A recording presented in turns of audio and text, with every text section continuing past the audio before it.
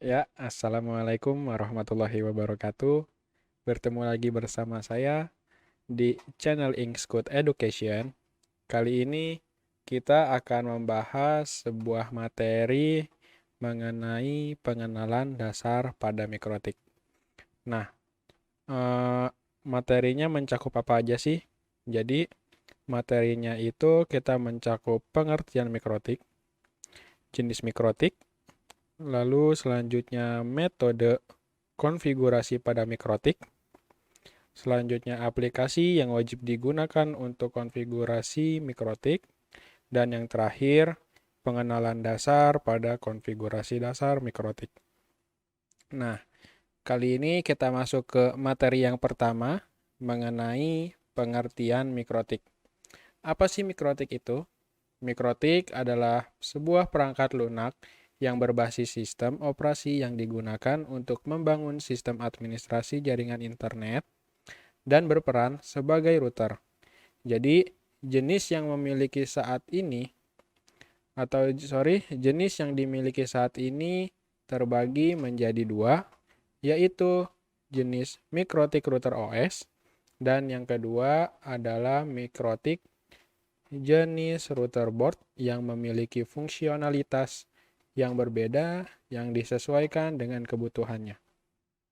Nah, jadi intinya itu mikrotik adalah perangkat lunak yang berbasis sistem operasi. Oke. Lalu kita ke materi selanjutnya mengenai jenis mikrotik. Nah, jenis mikrotik itu seperti yang tadi sudah kita singgung, yaitu ada router OS dan router board. Nah, kita masuk ke pengertian router OS. Nah, router OS merupakan jenis mikrotik yang berupa sistem operasi basis Unix yang menjadikan komputer biasa untuk menyediakan berbagai fitur seperti fitur hotspot, fitur bridge, fitur proxy server, router, firewall, dan masih banyak fitur yang lainnya. Nah, lalu untuk jenis router board, yaitu mikrotik ini merupakan perangkat keras jaringan yang dikembangkan oleh perusahaan mikrotik itu sendiri, sehingga router board ini diinstal sistem operasi router OS. Meskipun bentuknya adalah perangkat keras, tetap saja bentuknya cukup praktis dan juga sangat kecil ukurannya. Jadi router board ini bisa kita contoh misalkan seperti handphone. Jadi di dalam handphone itu sebenarnya sudah ada yang namanya Android OS. Nah, sama halnya seperti router board. Router board itu di dalamnya sudah memiliki yang namanya router OS. Nah, seperti itu kurang lebihnya. Lalu untuk contoh router OS-nya, nah router OS itu ibaratnya ya seperti software. Jadi dia memiliki file ISO, jadi ya seperti Linux pada umumnya, seperti Linux Ubuntu, Debian, dan semacamnya. Oke, lalu ada paket-paketnya yang perlu kita install jika di paket bawaan belum terinstall. Nah, jika kamu ingin mencoba jenis mikrotik router OS ini, kalian bisa mendownload file ISO-nya ini di website official mikrotik, yaitu mikrotik.com. Oke, selanjutnya kita lihat contoh router board. Nah, ini dia contoh router board mikrotik. Ini berjenis router board 951. Nah, 951 ini sebenarnya memiliki filosofi.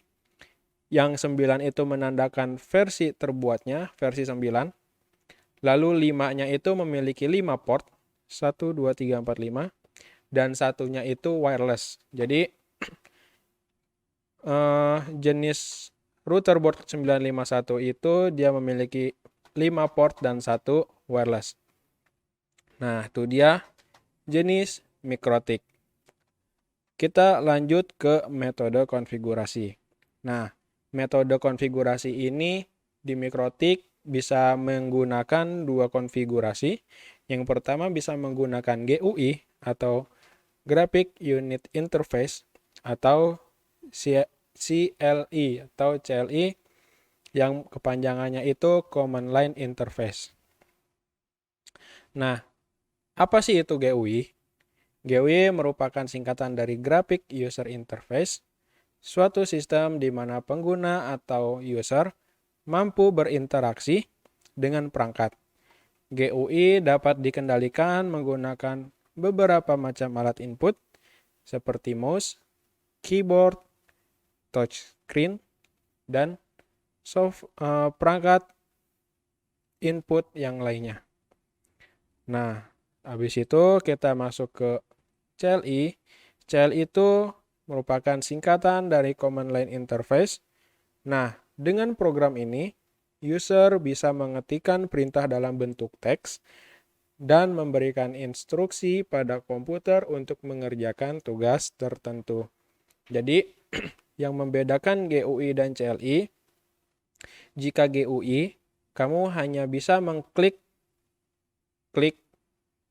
saja, mengklik atau menggunakan alat input yang sudah tadi kita bahas. Jadi, contohnya itu ya seperti Windows. Windows itu udah termasuk GUI, jadi kita hanya ngeklik saja. Nah, beda dengan CLI. CLI ini bisa dikatakan berbasis teks. Jadi semua perintah yang ingin dikerjakan oleh mikrotik menggunakan sintaks atau teks saja seperti itu. Oke, kita masuk ke aplikasi.